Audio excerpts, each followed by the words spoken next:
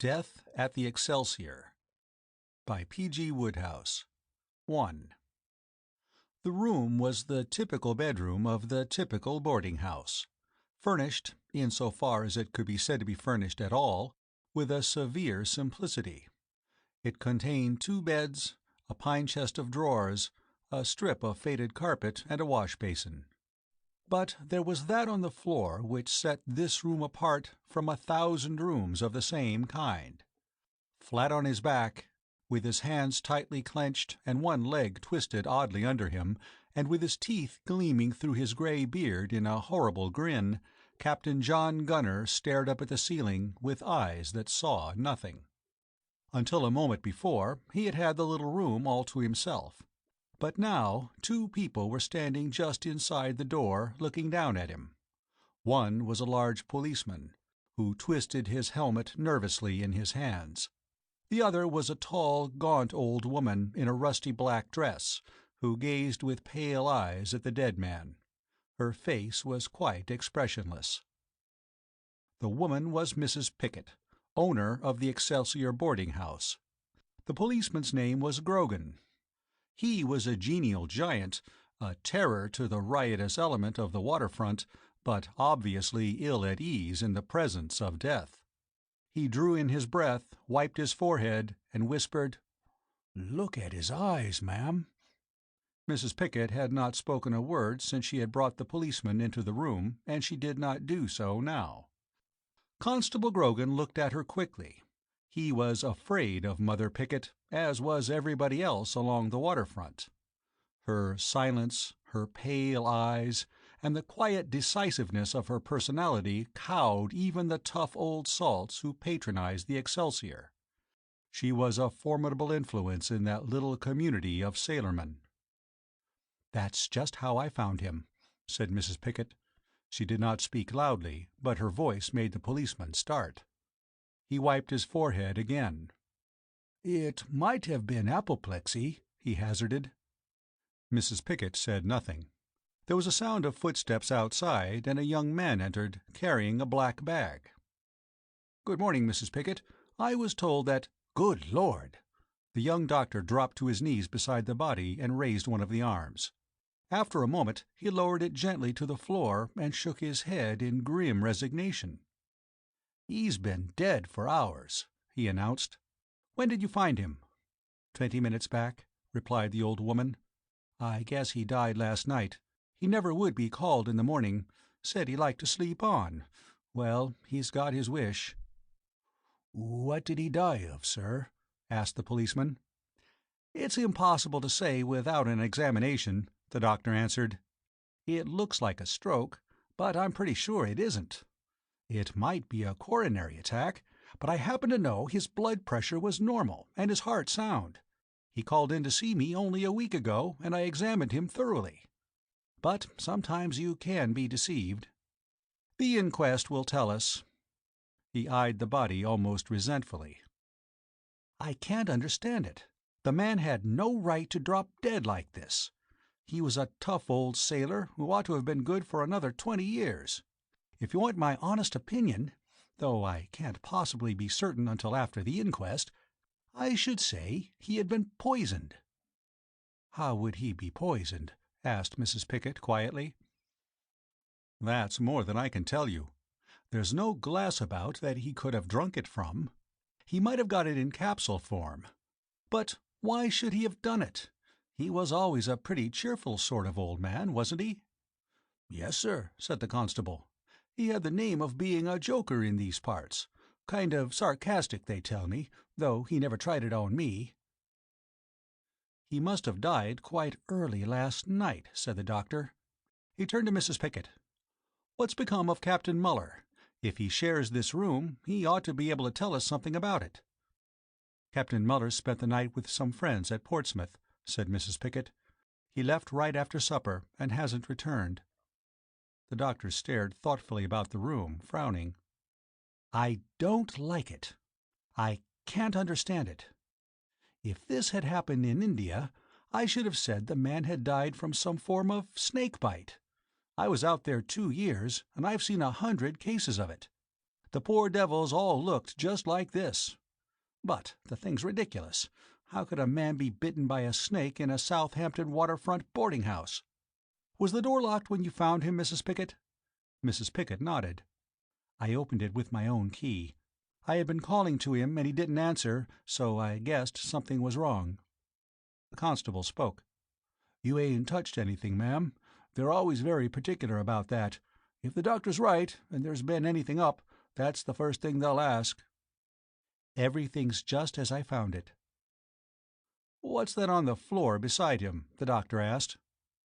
"Only his harmonica. He liked to play it of an evening in his room. I've had some complaints about it from some of the gentlemen, but I never saw any harm, so long as he didn't play it too late." "Seems as if he was playing it when it happened," Constable Grogan said. "That don't look much like suicide, sir." "I didn't say it was suicide." Grogan whistled. "You don't think—" "I'm not thinking anything, until after the inquest. All I say is that it's queer." Another aspect of the matter seemed to strike the policeman. "I guess this ain't going to do the Excelsior any good, ma'am," he said sympathetically. Mrs. Pickett shrugged her shoulders.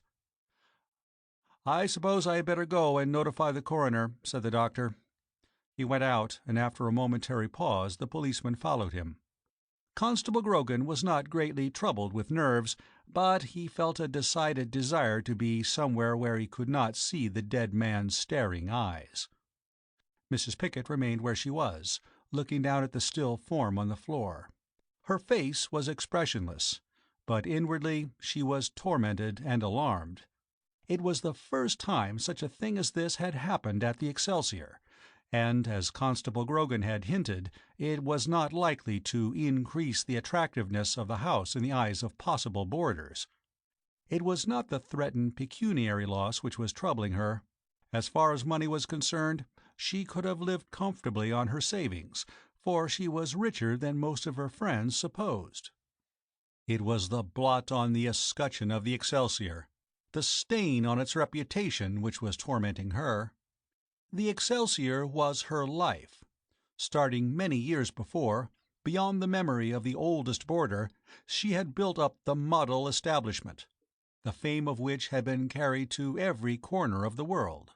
Men spoke of it as a place where you were fed well, cleanly housed, and where petty robbery was unknown. Such was the chorus of praise that it was not likely that much harm could come to the Excelsior from a single mysterious death.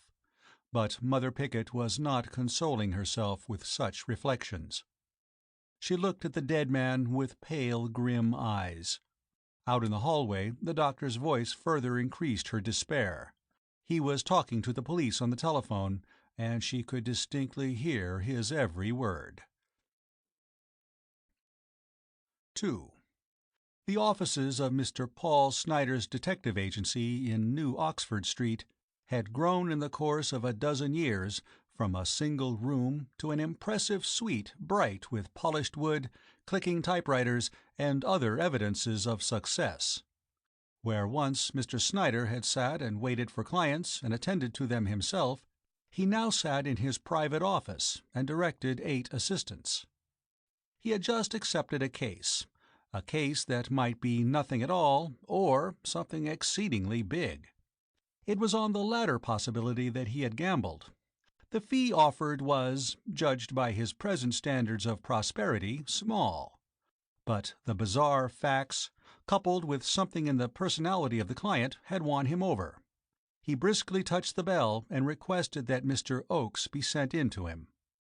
Elliot Oakes was a young man who both amused and interested Mr. Snyder, for though he had only recently joined the staff, he made no secret of his intention of revolutionizing the methods of the agency. Mr. Snyder himself, in common with most of his assistants, relied for results on hard work and plenty of common sense. He had never been a detective of the showy type. Results had justified his methods, but he was perfectly aware that young Mr. Oakes looked on him as a dull old man who had been miraculously favored by luck. Mr. Snyder had selected Oakes for the case in hand principally because it was one where inexperience could do no harm, and where the brilliant guesswork, which Oakes preferred to call his inductive reasoning, might achieve an unexpected success. Another motive actuated Mr. Snyder in his choice. He had a strong suspicion that the conduct of this case was going to have the beneficial result of lowering Oakes' self-esteem. If failure achieved this end, Mr. Snyder felt that failure, though it would not help the agency, would not be an unmixed ill. The door opened and Oakes entered tensely. He did everything tensely, partly from a natural nervous energy and partly as a pose. He was a lean young man, with dark eyes and a thin-lipped mouth, and he looked quite as much like a typical detective as Mr. Snyder looked like a comfortable and prosperous stockbroker. "Sit down, Oakes," said Mr. Snyder. "I've got a job for you." Oakes sank into a chair like a crouching leopard and placed the tips of his fingers together. He nodded curtly. It was part of his pose to be keen and silent. "I want you to go to this address." Mr. Snyder handed him an envelope. "And look around. The address on that envelope is of a sailor's boarding house down in Southampton. You know the sort of place. Retired sea captains and so forth live there. All most respectable. In all its history, nothing more sensational has ever happened than a case of suspected cheating at Halfpenny Nap. Well, a man had died there." "Murdered?" Oakes asked. "I don't know. That's for you to find out. The coroner left it open. Death by misadventure was the verdict, and I don't blame him. I don't see how it could have been murder. The door was locked on the inside, so nobody could have got in." "The window?" "The window was open, granted, but the room is on the second floor. Anyway, you may dismiss the window. I remember the old lady saying there was a bar across it, and that nobody could have squeezed through." Oak's eyes glistened. He was interested. "What was the cause of death?" he asked. Mr. Snyder coughed. "Snake bite," he said. Oak's careful calm deserted him. He uttered a cry of astonishment. "Why, that's incredible!" "It's the literal truth. The medical examination proved that the fellow had been killed by snake poison, cobra to be exact, which is found principally in India." "Cobra?" "Just so. In a Southampton boarding house, in a room with a locked door, this man was stung by a cobra. To add a little mystification to the limpid simplicity of the affair, when the door was opened, there was no sign of any cobra. It couldn't have got out through the door, because the door was locked. It couldn't have got out of the window, because the window was too high up, and snakes can't jump.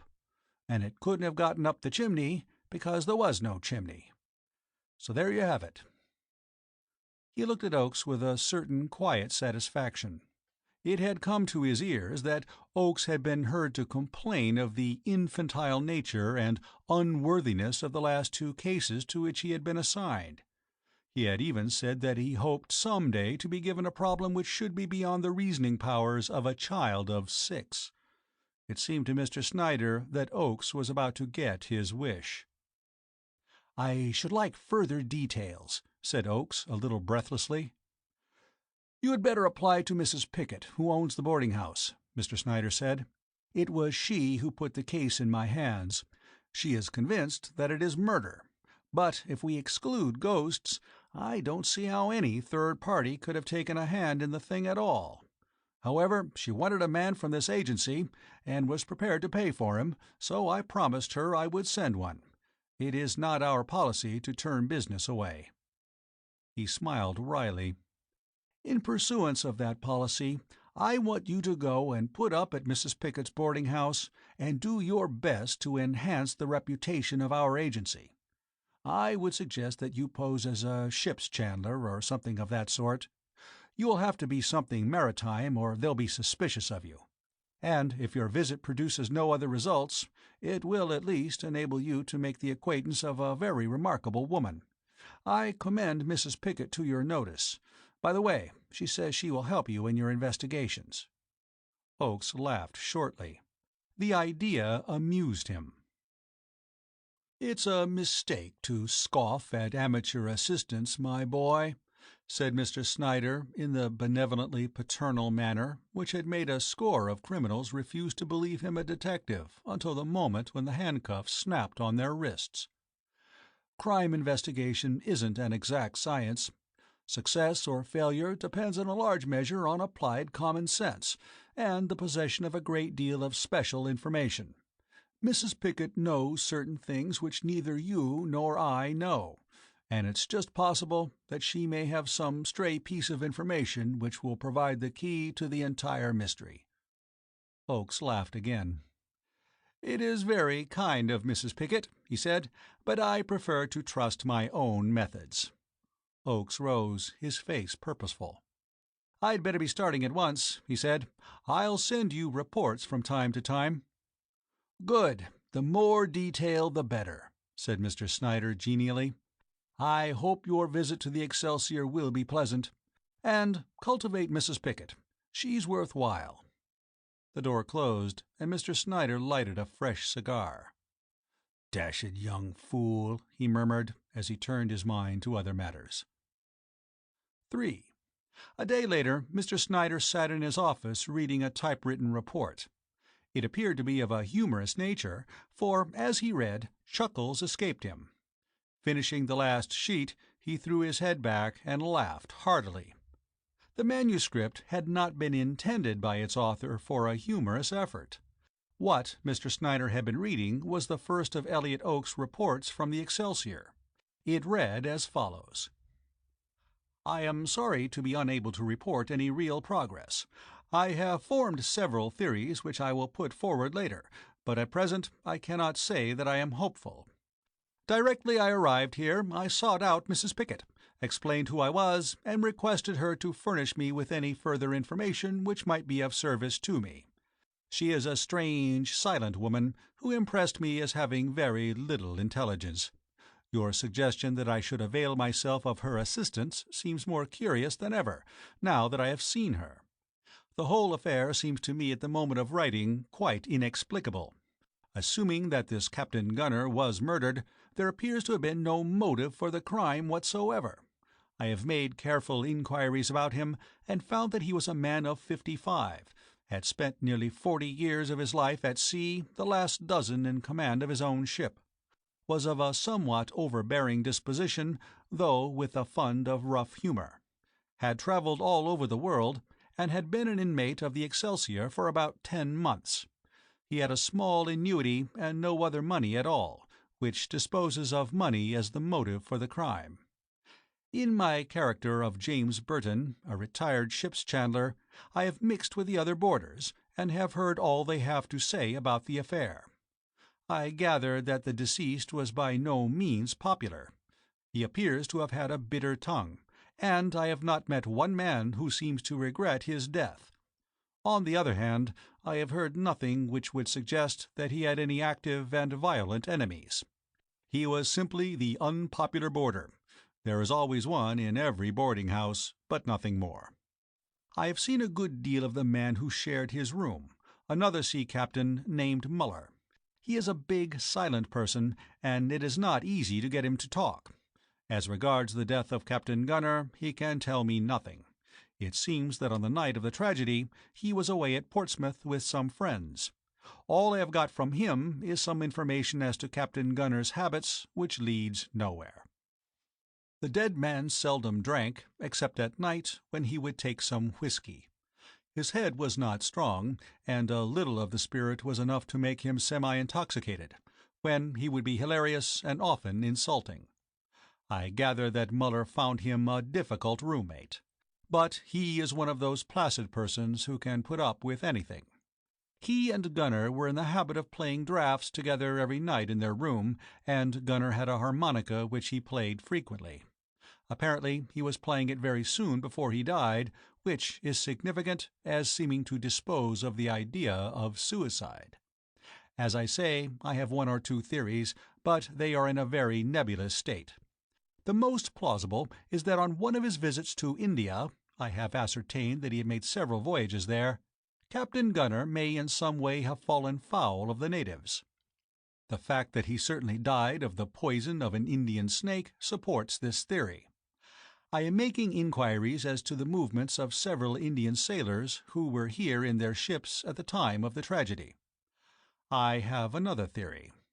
Does Mrs. Pickett know more about this affair than she appears to? I may be wrong in my estimate of her mental qualities. Her apparent stupidity may be cunning. But here again the absence of motive brings me up against a dead wall. I must confess that at present I do not see my way clearly. However, I will write again shortly. Mr. Snyder derived the utmost enjoyment from the report. He liked the substance of it, and above all, he was tickled by the bitter tone of frustration which characterized it. Oakes was baffled, and his knowledge of Oakes told him that the sensation of being baffled was gall and wormwood to that high-spirited young man. Whatever might be the result of this investigation, it would teach him the virtue of patience. He wrote his assistants a short note. "Dear Oakes, your report received. You certainly seem to have got the hard case, which I hear you were pining for. Don't build too much on plausible motives in a case of this sort. Fauntleroy, the London murderer, killed a woman for no other reason than that she had thick ankles. Many years ago I myself was on a case where a man murdered an intimate friend because of a dispute about a bet. My experience is that 5 murderers out of 10 act on the whim of the moment, without anything which, properly speaking, you could call a motive at all. Yours very cordially, Paul Snyder. P.S. I don't think much of your Pickett theory. However, you're in charge. I wish you luck." 4. Young Mr. Oakes was not enjoying himself. For the first time in his life, the self-confidence which characterized all his actions seemed to be failing him. The change had taken place almost overnight. The fact that the case had the appearance of presenting the unusual had merely stimulated him at first, but then doubts had crept in and the problem had begun to appear insoluble. True, he had only just taken it up, but something told him that for all the progress he was likely to make, he might just as well have been working on it steadily for a month. He was completely baffled, and every moment which he spent in the Excelsior boarding-house made it clearer to him that that infernal old woman with the pale eyes thought him an incompetent fool. It was that, more than anything, which made him acutely conscious of his lack of success. His nerves were being sorely troubled by the quiet scorn of Mrs. Pickett's gaze. He began to think that perhaps he had been a shade too self-confident and abrupt in the short interview which he had had with her on his arrival. As might have been expected, his first act, after his brief interview with Mrs. Pickett, was to examine the room where the tragedy had taken place. The body was gone, but otherwise nothing had been moved. Oakes belonged to the magnifying-glass school of detection. The first thing he did on entering the room was to make a careful examination of the floor, the walls, the furniture, and the window-sill. He would have hotly denied the assertion that he did this because it looked well, but he would have been hard put to it to advance any other reason. If he discovered anything, his discoveries were entirely negative, and served only to deepen the mystery of the case. As Mrs. Snyder had said, there was no chimney, and nobody could have entered through the locked door. There remained the window. It was small, and apprehensiveness, perhaps, of the possibility of burglars had caused the proprietress to make it doubly secure with an iron bar. No human being could have squeezed his way through it. It was late that night that he wrote and dispatched to headquarters the report which had amused Mr. Snyder. 5. 2 days later, Mr. Snyder sat at his desk, staring with wide, unbelieving eyes at a telegram he had just received. It read as follows: "Have solved Gunner mystery. Returning. Oakes." Mr. Snyder narrowed his eyes and rang the bell. "Send Mr. Oakes to me directly he arrives," he said. He was pained to find that his chief emotion was one of bitter annoyance. The swift solution of such an apparently insoluble problem would reflect the highest credit on the agency. And there were picturesque circumstances connected with the case which would make it popular with the newspapers and lead to its being given a great deal of publicity. Yet, in spite of all this, Mr. Snyder was annoyed. He realized now how large a part the desire to reduce Oak's self-esteem had played with him. He further realized, looking at the thing honestly, that he had been firmly convinced that the young man would not come within a mile of reasonable solution of the mystery. He had desired only that his failure would prove a valuable educational experience for him, for he believed that failure at this particular point in his career would make Oakes a more valuable asset to the agency. But now here Oakes was, within a ridiculously short space of time, returning to the fold, not humble and defeated, but triumphant. Mr. Snyder looked forward with apprehension to the young man's probable demeanor under the intoxicating influence of victory. His apprehensions were well grounded. He had barely finished the third of a series of cigars, which, like milestones, marked the progress of his afternoon, when the door opened and young Oakes entered. Mr. Snyder could not repress a faint moan at the sight of him. One glance was enough to tell him that his worst fears were realized. "I got your telegram," said Mr. Snyder. Oakes nodded. "It surprised you, eh?" he asked. Mr. Snyder resented the patronizing tone of the question, but he had resigned himself to be patronized and keep his anger in check. "Yes," he replied, "I must say it did surprise me.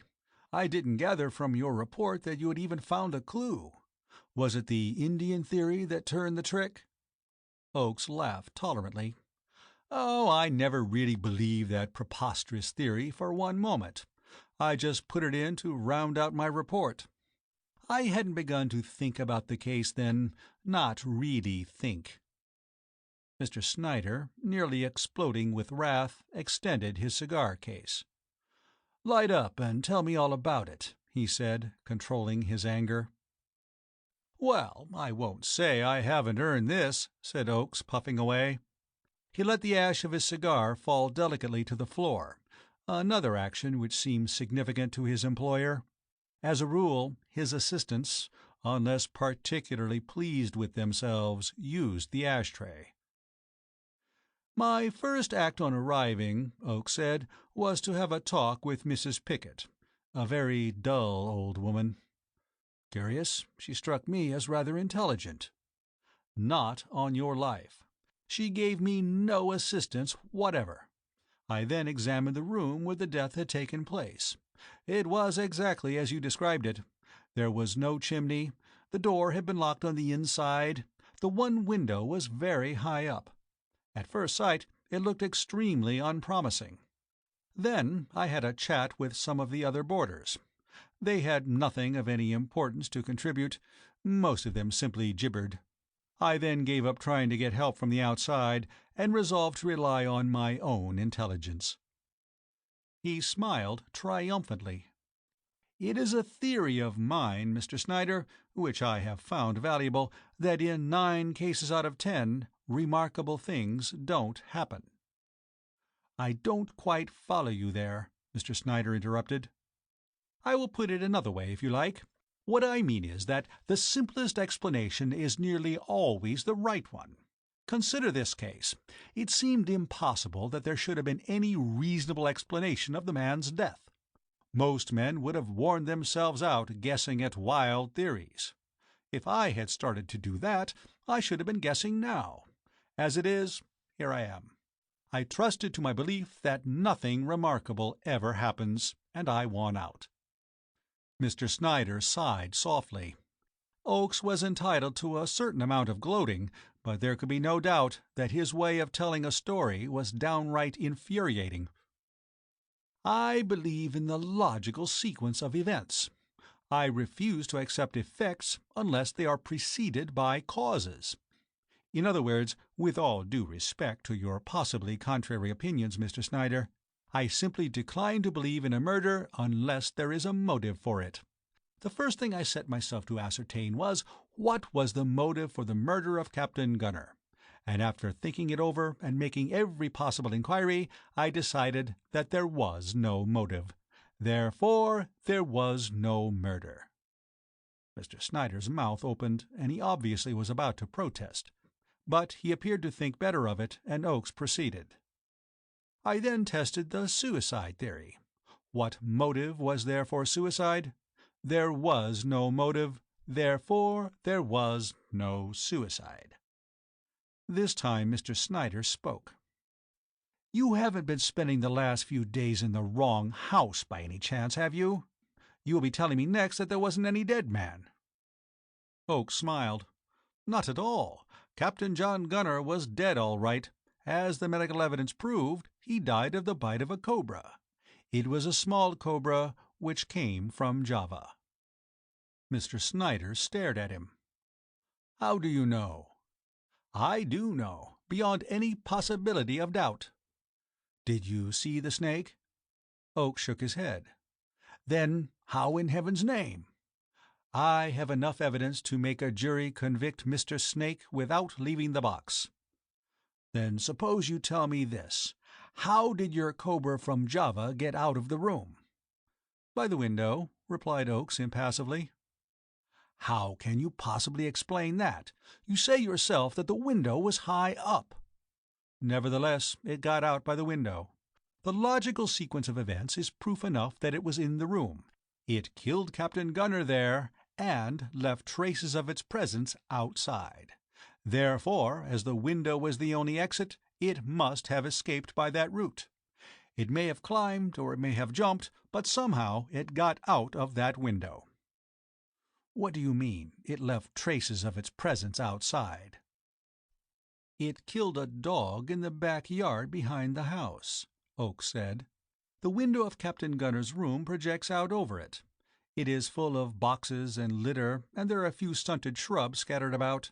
In fact, there is enough cover to hide any small object, like the body of a dog.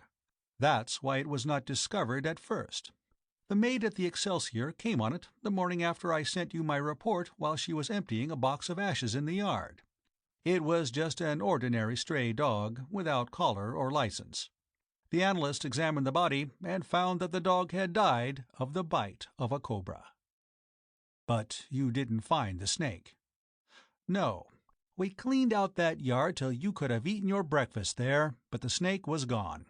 It must have escaped through the door of the yard, which was standing ajar. That was a couple of days ago, and there has been no further tragedy. In all likelihood, it is dead.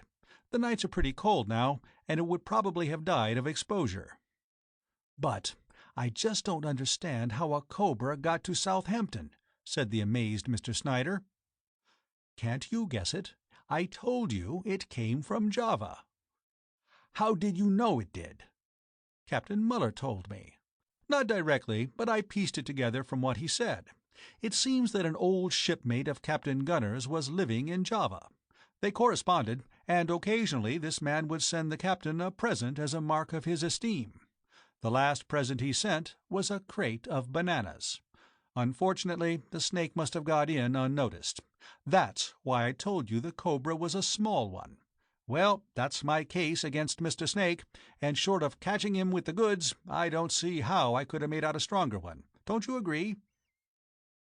It went against the grain for Mr. Snyder to acknowledge defeat, but he was a fair-minded man, and he was forced to admit that Oakes did certainly seem to have solved the impossible. "I congratulate you, my boy," he said as heartily as he could. "To be completely frank, when you started out, I didn't think you could do it. By the way, I suppose Mrs. Pickett was pleased?" "If she was, she didn't show it. I'm pretty well convinced that she hasn't enough sense to be pleased at anything. However, she has invited me to dinner with her tonight. I imagine she'll be as boring as usual, but she made such a point of it, I had to accept." 6. For some time after Oakes had gone, Mr. Snyder sat smoking and thinking in embittered meditation. Suddenly there was brought the card of Mrs. Pickett, who would be grateful if he could spare her a few moments. Mr. Snyder was glad to see Mrs. Pickett. He was a student of character, and she had interested him at their first meeting. There was something about her which had seemed to him unique, and he welcomed this second chance of studying her at close range. She came in and sat down stiffly, balancing herself on the extreme edge of the chair in which a short while before young Oakes had lounged so luxuriously. "How are you, Mrs. Pickett?" said Mr. Snyder genially. "I'm very glad that you could find time to pay me a visit. Well, so it wasn't murder after all." "Sir?" "I've just been talking to Mr. Oakes, whom you met as James Burton," said the detective. "He has told me all about it." "He told me all about it," said Mrs. Pickett dryly. Mr. Snyder looked at her inquiringly. Her manner seemed more suggestive than her words. "A conceited, headstrong young fool," said Mrs. Pickett. It was no new picture of his assistant that she had drawn. Mr. Snyder had often drawn it himself, but at the present juncture it surprised him. Oakes, in his hour of triumph, surely did not deserve this sweeping condemnation. "Did not Mr. Oakes' solution of the mystery satisfy you, Mrs. Pickett?" "No." "It struck me as logical and convincing," Mr. Snyder said. "You may call it all the fancy names you please, Mr. Snyder, but Mr. Oakes' solution was not the right one." "Have you an alternative to offer?" Mrs. Pickett tightened her lips. "If you have, I should like to hear it." "You will at the proper time." "What makes you so certain that Mr. Oakes is wrong?" "He starts out with an impossible explanation and rests his whole case on it. There couldn't have been a snake in that room because it couldn't have gotten out. The window was too high." "But surely the evidence of the dead dog—" Mrs. Pickett looked at him as if he had disappointed her. "I had always heard you spoken of as a man with common sense, Mr. Snyder." "I have always tried to use common sense." "Then why are you trying now to make yourself believe that something happened which could not possibly have happened just because it fits in with something which isn't easy to explain?" "You mean there is another explanation of the dead dog?" Mr. Snyder asked. "Not another. What Mr. Oakes takes for granted is not an explanation. But there is a common-sense explanation, and if he had not been so headstrong and conceited, he might have found it."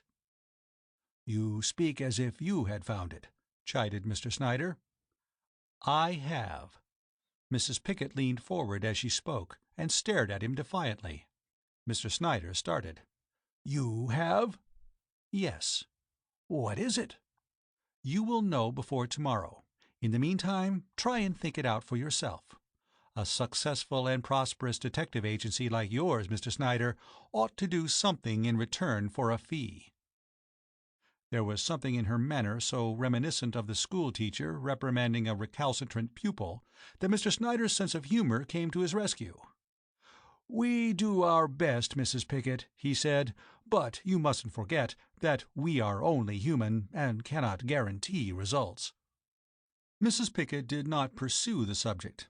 Instead, she proceeded to astonish Mr. Snyder by asking him to swear out a warrant for the arrest of a man known to them both on a charge of murder. Mr. Snyder's breath was not often taken away in his own office. As a rule, he received his client's communications calmly, strange as they often were. But at her words he gasped. The thought crossed his mind that Mrs. Pickett might well be mentally unbalanced. The details of the case were fresh in his memory, and he distinctly recollected that the person she mentioned had been away from the boarding-house on the night of Captain Gunner's death, and could, he imagined, produce witnesses to prove it. Mrs. Pickett was regarding him with an unfaltering stare. To all outward appearances she was the opposite of unbalanced. "But you can't swear out a warrant without evidence," he told her. "I have evidence," she replied firmly. "Precisely what kind of evidence?" he demanded. "If I told you now, you would think that I was out of my mind." "But, Mrs. Pickett, do you realize what you are asking me to do? I cannot make this agency responsible for the arbitrary arrest of a man on the strength of a single individual's suspicions. It might ruin me. At the least, it would make me a laughing-stock. Mr. Snyder, you may use your own judgment whether or not to make the arrest on that warrant. You will listen to what I have to say, and you will see for yourself how the crime was committed. If after that you feel you cannot make the arrest, I will accept your decision. I know who killed Captain Gunner, she said. I knew it from the beginning. It was like a vision, but I had no proof. Now things have come to light, and everything is clear. Against his judgment, Mr. Snyder was impressed. This woman had the magnetism which makes for persuasiveness.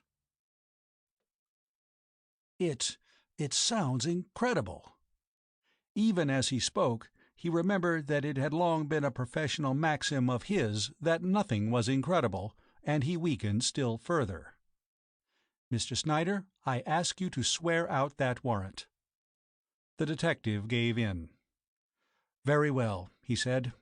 Mrs. Pickett rose. If you will come and dine at my house tonight, I think I can prove to you that it will be needed. Will you come? I'll come, promised Mr. Snyder. 7. When Mr. Snyder arrived at the Excelsior, and shortly after he was shown into the little private sitting-room where he found Oakes, the third guest of the evening unexpectedly arrived. Mr. Snyder looked curiously at the newcomer. Captain Muller had a peculiar fascination for him. It was not Mr. Snyder's habit to trust overmuch to appearances, but he could not help admitting that there was something about this man's aspect which brought Mrs. Pickett's charges out of the realm of the fantastic into that of the possible. There was something odd, an unnatural aspect of gloom about the man. He bore himself like one carrying a heavy burden. His eyes were dull, his face haggard. The next moment the detective was reproaching himself with allowing his imagination to run away with his calmer judgment. The door opened and Mrs. Pickett came in. She made no apology for her lateness. To Mr. Snyder, one of the most remarkable points about the dinner was the peculiar metamorphosis of Mrs. Pickett from the brooding, silent woman he had known to the gracious and considerate hostess. Oakes appeared also to be overcome with surprise, so much so that he was unable to keep his astonishment to himself. He had come prepared to endure a dull evening absorbed in grim silence, and he found himself instead opposite a bottle of champagne of a brand and year which commanded his utmost respect. What was even more incredible, his hostess had transformed herself into a pleasant old lady whose only aim seemed to be to make him feel at home. Beside each of the guests' plates was a neat paper parcel. Oakes picked his up and stared at it in wonderment. "Why, this is more than a party souvenir, Mrs. Pickett," he said. "It's the kind of mechanical marvel I've always wanted to have on my desk." "I'm glad you like it, Mr. Oakes," Mrs. Pickett said, smiling. "You must not think of me simply as a tired old woman whom age has completely defeated. I am an ambitious hostess. When I give these little parties, I like to make them a success. I want each of you to remember this dinner." "I'm sure I will." Mrs. Pickett smiled again. "I think you all will. You, Mr. Snyder," she paused, "and you, Captain Muller." To Mr. Snyder there was so much meaning in her voice as she said this that he was amazed that it conveyed no warning to Muller. Captain Muller, however, was already drinking heavily. He looked up when addressed, and uttered a sound which might have been taken for an expression of polite acquiescence. Then he filled his glass again. Mr. Snyder's parcel revealed a watch charm fashioned in the shape of a tiny, candid-eye camera. "That," said Mrs. Pickett, "is a compliment to your profession." She leaned toward the captain. "Mr. Snyder is a detective, Captain Muller." He looked up. It seemed to Mr. Snyder that a look of fear lit up his heavy eyes for an instant. It came and went, if indeed it came at all, so swiftly that he could not be certain. "So?" said Captain Muller. He spoke quite evenly, with just the amount of interest which such an announcement would naturally produce. "Now for yours, Captain," said Oakes. "I guess it's something special. It's twice the size of mine, anyway." It may have been something in the old woman's expression as she watched Captain Muller slowly tearing the paper that sent a thrill of excitement through Mr. Snyder. Something seemed to warn him of the approach of a psychological moment. He bent forward eagerly. There was a strangled gasp, a thump, and onto the table from the captain's hands there fell a little harmonica. There was no mistaking the look on Muller's face now. His cheeks were like wax, and his eyes, so dull till then, blazed with a panic and horror which he could not repress. The glasses on the table rocked as he clutched at the cloth. Mrs. Pickett spoke. "Why, Captain Muller, has it upset you? I thought that, as his best friend, the man who shared his room, you would value a memento of Captain Gunner. How fond you must have been of him for the sight of his harmonica to be such a shock." The captain did not speak. He was staring fascinated at the thing on the table. Mrs. Pickett turned to Mr. Snyder. Her eyes, as they met his, held him entranced. "Mr. Snyder, as a detective you will be interested in a curious and very tragic affair which happened in this house a few days ago. One of my boarders, Captain Gunner, was found dead in his room. It was the room which he shared with Captain Muller. I am very proud of the reputation of my house, Mr. Snyder, and it was a blow to me that this should have happened. I applied to an agency for a detective, and they sent me a stupid boy, with nothing to recommend him except his belief in himself. He said that Captain Gunner had died by accident, killed by a snake which had come out of a crate of bananas. I knew better. I knew that Captain Gunner had been murdered. Are you listening, Captain Muller?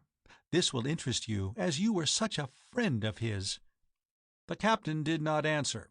He was staring straight before him, as if he saw something invisible in eyes forever closed in death. "Yesterday we found the body of a dog. It had been killed, as Captain Gunner had been, by the poison of a snake. The boy from the agency said that this was conclusive. He said that the snake had escaped from the room after killing Captain Gunner and had in turn killed the dog. I knew that to be impossible, for if there had been a snake in that room, it could not have made its escape." Her eyes flashed and became remorselessly accusing. "It was not a snake that killed Captain Gunner. It was a cat.